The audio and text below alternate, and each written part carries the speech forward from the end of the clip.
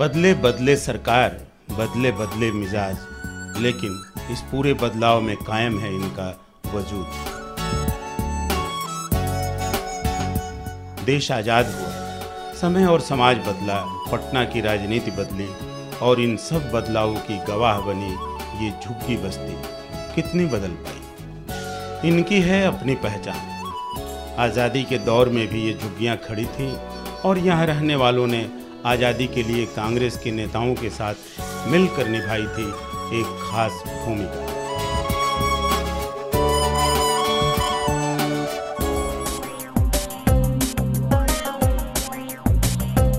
हम कदम कुआं स्लम के ठीक बीच सड़क पर खड़े हैं। इस सड़क से गुजरती हैं लाल बत्ती गाड़ियां भी और बिल्कुल सड़क के किनारे और स्लम बस्ती में है गंदगी का, कूड़ों का ये अंबार। और ठीक इसके बगल में मेरी बाईं ओर है अंबेडकर पार्क, यानी कि गंदगी के बीच गुजरता दिन और रात।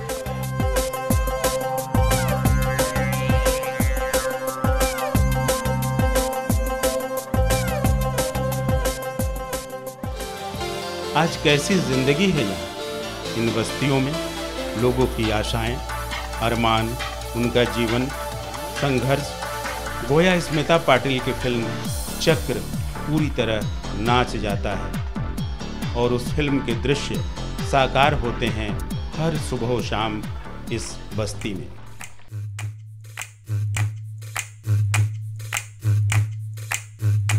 इन नौनिहालों को तो देखिए। जागृति फिल्म के मास्टर बने अभी भट्टाचार्य पर पिक्चराइज वह गाना हम लाए हैं तूफान से कश्ती निकाल के, इस देश को रखना मेरे बच्चों संभाल के। देश को रखना मेरे बच्चों संभाल के। लेकिन यहाँ तो है उल्टी बात। आलम ये कि इन बच्चों को तो पहले संभाले कोई, तब तो ये संभालेंगे देश। तुम ही भविष्य हो मेरे भारत विशाल के, इस देश को रखना मेरे बच्चों संभाल के। लालू प्रसाद के वह उद्भव का या यूं कहें तो उदय का काल था। 1990 में वे इस बस्ती में आए थे और 1993 में एक एक मकान इस बस्ती वालों के लिए आवंटित किया गया था और 1994 में ये मकान बन के तैयार, एक कमरे का मकान और उसके साथ 8 फीट की ज़मीन, और ये मकान उसी तर्ज पर यहाँ बने हुए हैं। सवाल ये है कि आखिर में एक कमरे के मकान में गुजारा हो तो कैसे। लेकिन इस मोहल्ले में, इस स्लम में कई लोग हैं और कहते हैं कि जो पटना शहर के सबसे जो ज़्यादा कबाड़िए हैं वो रहते हैं यहाँ और कचरे चुनने वाले, कचरे बीनने वालों का यह स्लम है।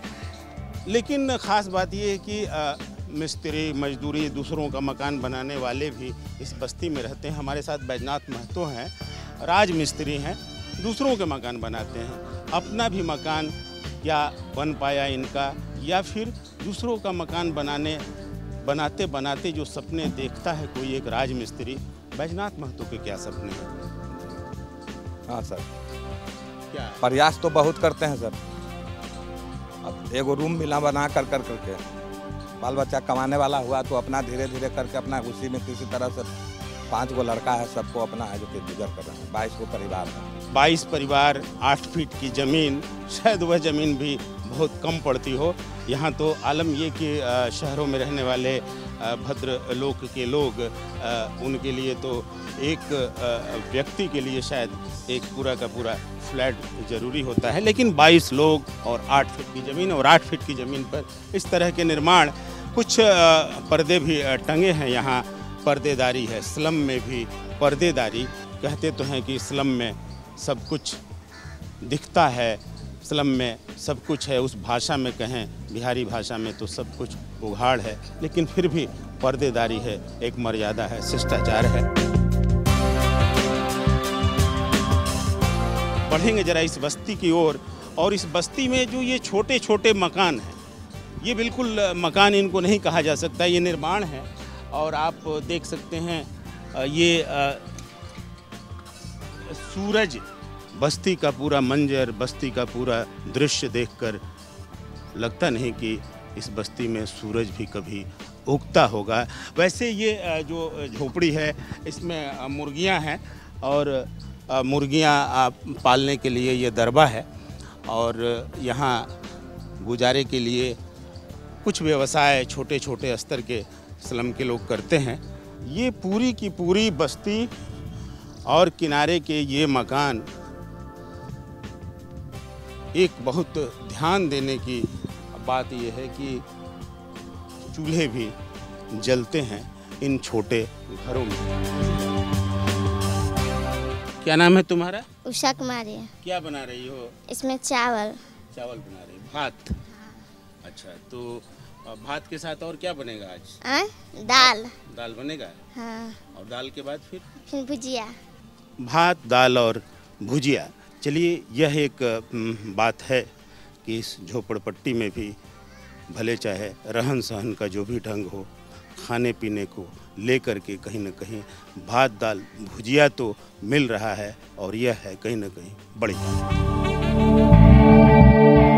स्लम में कई लोगों के लिए और शौचालय का ये कोना है जो निगम कार्यालय का शौचालय है और उसकी टंकियां यहाँ रही हैं और यहाँ शायद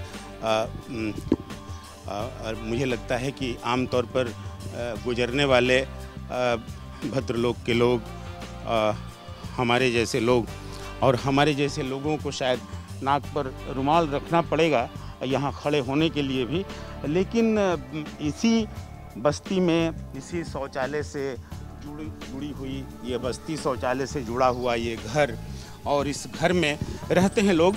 आप इस घर का एक नज़ारा ये देख सकते हैं जहाँ की लोग हैं और बड़े चैन से कोई सो रहा है। इतनी सड़ांध के बीच, इतनी गंदगी के बीच चैन की नींद भी ली जा सकती है। तो यह ख़ास कला या फिर कहें तो यह ख़ास हिम्मत भी, ख़ास जज्बा भी स्लम के लोगों में ही मिल सकता है।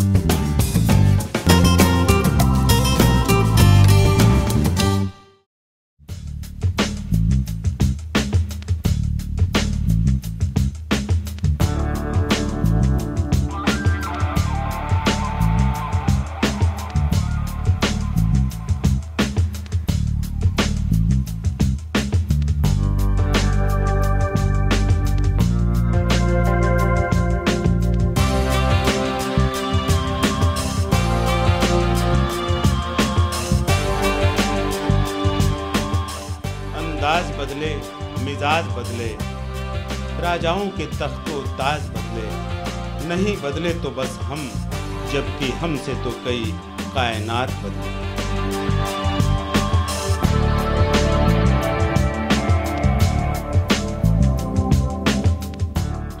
कदम कुआं का स्लम और उस स्लम से सटा हुआ ये अंबेडकर पार्क, बाबा भीमराव अंबेडकर की मूर्ति खड़ी है।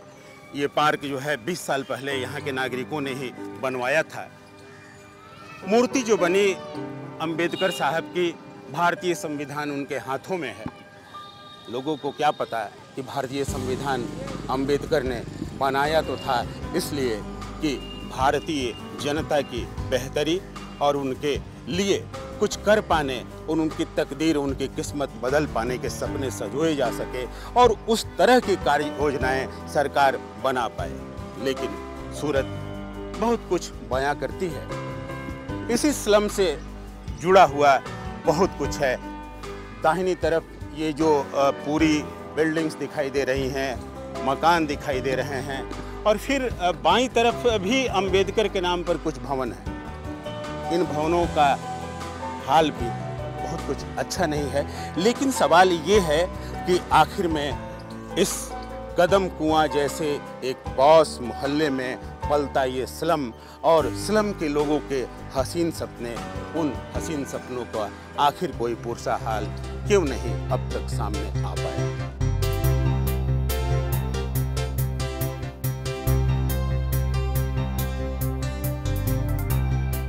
प्रीतम जी, ये पार्क जो है इस हाल में है, कभी कुछ इसकी बेहतरी के लिए सोचा नहीं आप लोगों ने? जी, हम लोगों ने तो बहुत प्रयास किया जी। और प्रयास ने हम लोगों की रंग भी लाई। हम लोगों ने यहाँ पे एक बाबा साहब का एक मूर्ति का अनावरण किया, जिसकी कमियाँ खल रही थी हम लोगों के बीच में, तो हम लोगों ने बनाया। और पद्म भूषण जो क्या सोच के बनाया था, क्यों बाबा साहब अम्बेडकर? बाबा साहब के ये सोच करके हम लोगों ने बनाए थे कि इनसे प्रेरणा लेकर के दलितों की भलाई होगी और इसके माध्यम से दलितों को किसी भी तरह की अगर कोई समस्या हो तो उसको हल किया जा सके, उसको विकास के धारा से जोड़ा जा सके।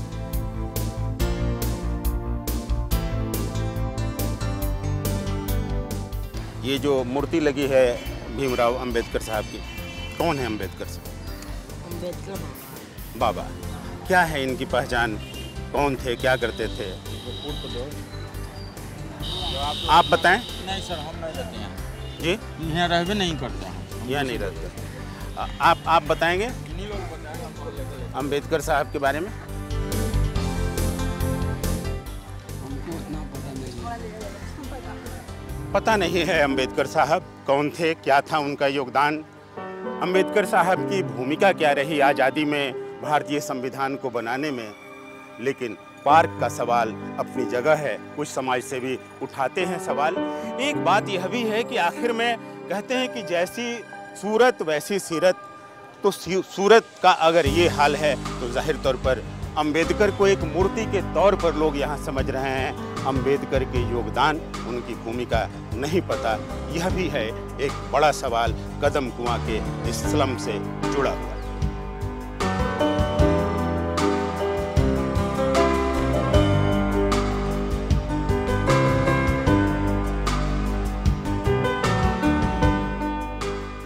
कदम कुआं के स्लम के इस अंबेडकर पार्क को जरा गौर से देखिए। गांधी, बकरी और अंबेडकर। आप कहेंगे कहाँ की ईंट कहाँ का रोड़ा, लेकिन अंबेडकर के साए तले के इस मंजर को देख इतना तो कहा ही जा सकता है कि गांधी से बिछड़ी उनकी बकरी ने आज के इस दौर में भी उस बस्ती से नाता नहीं तोड़ा जिसके बारे में बापू ने कभी कहा था, गरीब की गाय है बकरी। कदम कुआं के इस अंबेडकर टोले में घूमती ये बकरी जाने किसे ढूंढ रही है, अपने गरीब मालिक को या गांधी को? गांधी तो नहीं है यहाँ, अलबत्ता गांधी का दलित प्रेम भीमराव अंबेडकर में सूंघ कर सुकून पाती हो शायद यह जान।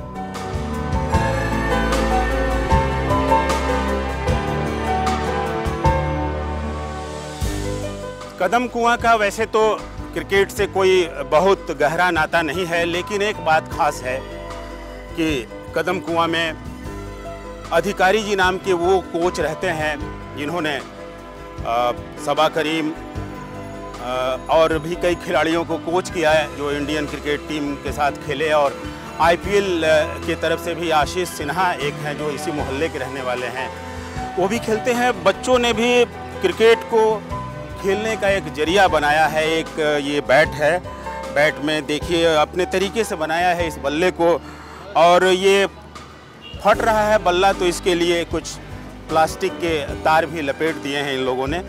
तो एक सपना क्रिकेट को लेकर भी पल रहा है इस बस्ती में बच्चों के बीच, लेकिन उस सपने का क्या हस्र होगा इन बच्चों को भी नहीं पता कि वे रन बना पाएंगे या फिर यूं ही आउट हो जाएंगे। आशाएं, आशाएं, आशाएं,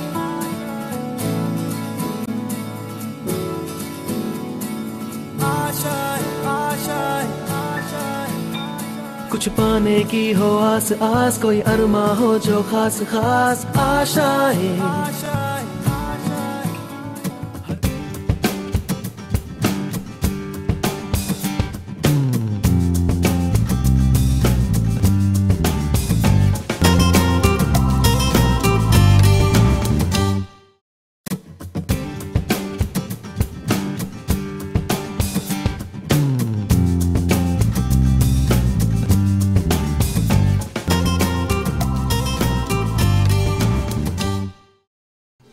और गुलाब का जंग भी इस बस्ती में जारी है।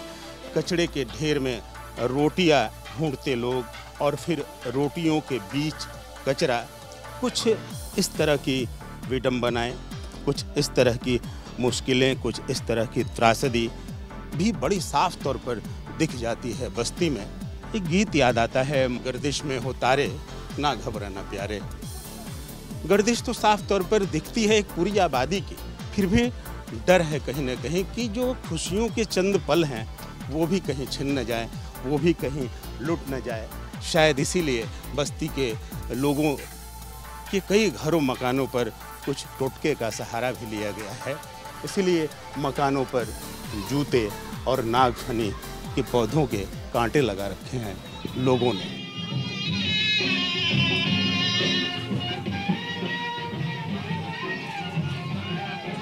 सलम में है ये खुशियों के कुछ पल, और जो है जिस हाल में है, झूमना है, नाचना है, गाना है। शादी है एक, और ये इस बस्ती के किसी एक दूल्हे राजा की शादी है। यहाँ पर कलश है, हरीश है जिसको बोलते हैं, जो लड़के की शादी में बजाते लगाया जाता है, और एक तरह से मंडप जिसे बोलते हैं। तो बस औरतें इस मोहल्ले की, इस बस्ती की झूम रही हैं, नाच रही हैं।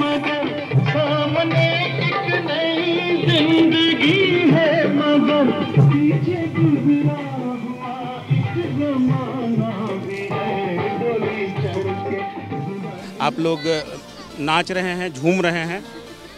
किसकी शादी है? हमारा भाई की शादी है। बारात है लेकिन बहुत सजी धजी आप लोग नहीं दिखाई दे रही हैं, लेकिन नाच रही हैं। नाच रहे, सांझ को समझेगा ना। औरतें भी जाएंगी बारात में? रोड पर पूरा औरतें जाएगा, नाचेगा, गाएगा। अच्छा, रोड पर भी नाचेगा? हाँ, रोड भी हल्का में होगा। चलिए, तो फिर बस्ती से लेकर सड़क तक होगा हंगामा। हंगामे के बीच, हंगामे के साथ ये है अंबेडकर नगर बस्ती में खुशियों के चंद पल।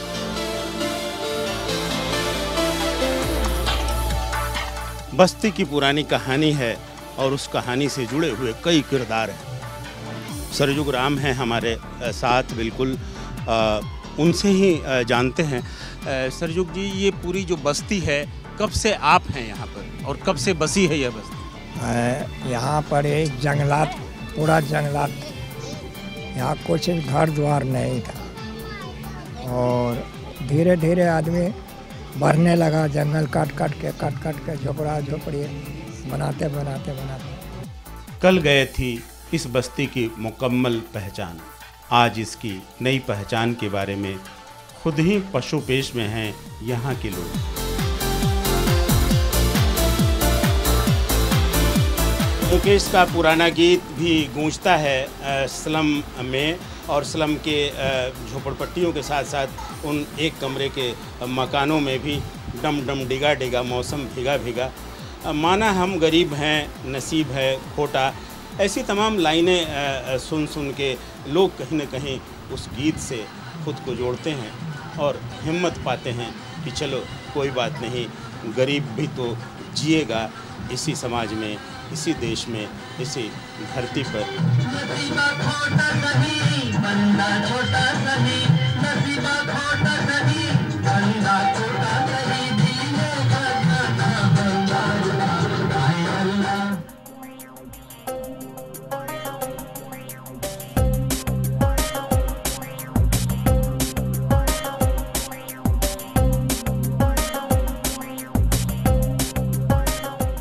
क्या समस्याएं हैं इस बस्ती की जो आप गिनाना चाहेंगे? दलित बस्ती में करीब 15-20 सालों से कभी साफ़ सफाई नहीं हुआ है, उस पर कभी झाड़ू वगैरह नहीं पड़ता है। नालों की सफाई पर्सनली पैसा दे करके करवाया जाता है। लेकिन कई संस्थाएं सक्रिय हैं, जैसे यहाँ पर हम देख रहे हैं दीवारों पर बजाते जो है लिखा हुआ है, पोस्टर सटा हुआ है, निदान, और ये सब लोग शिकायत करें और फिर उनकी कूड़े उठाव की समस्या दूर की जाएगी। तो क्या ये संस्थाएं काम नहीं कर रही? नहीं सर, ये बेतुकी है।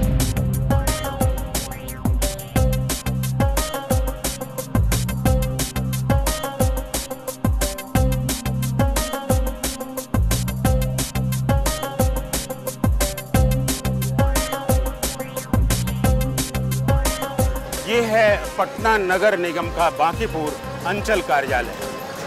यही हैं जनाब वो बगल वाले जिनके ऊपर जिम्मेदारी है इस बस्ती की कूड़े की सफाई का। लेकिन इन जनाब का जो ये दफ्तर है, इस दफ्तर का आप हाल देख सकते हैं कि ताले लटके हुए हैं और फाटक बंद है, अंदर में दफ्तर है। और फिर बगल के कूड़े की क्या बात करें, ठीक इन जनाब के सामने का क्या मंजर है, क्या दृश्य है, यह भी जरा देख लें आप।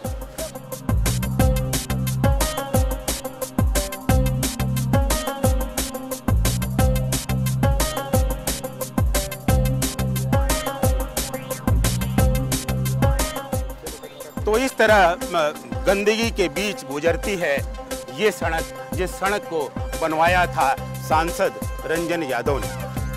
और इस सड़क से बिल्कुल अब हम निकलते हैं तकरीबन 50 डेग की दूरी पर फिर एक और बस्ती आती है, रिहायशी बस्ती।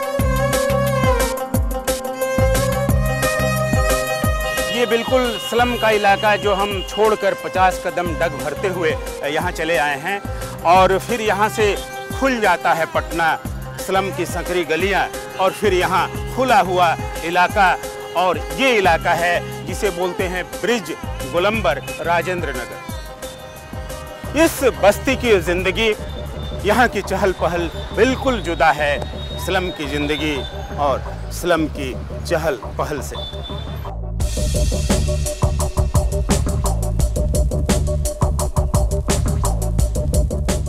अब हम खड़े हैं कदम कुआं के अंबेडकर पार्क के ठीक सटे हुए राजेंद्र नगर पार्क में। उधर संकरी गलियां और इधर इस पार्क से जुड़ी हुई चौड़ी सड़कें। पसरा हुआ शहर, फैला हुआ शहर, जिंदगी दो तरह की रंगों में, दो तरह के रूपों में दिखाई देती है यहाँ। एक तरफ जिंदगी का वह कोना, दूसरी तरफ जिंदगी का भाग दौड़ का, चहल पहल का यह कोना। विडंबना ये है कि स्लम के लोगों को ये दूरी तय करने में बीत गए आज़ादी के जाने कितने बरस, लेकिन अब तक नहीं पहुंच पाए अपनी मंजिल तक, अपने सूरते हाल बदलने वाले उस मकाम।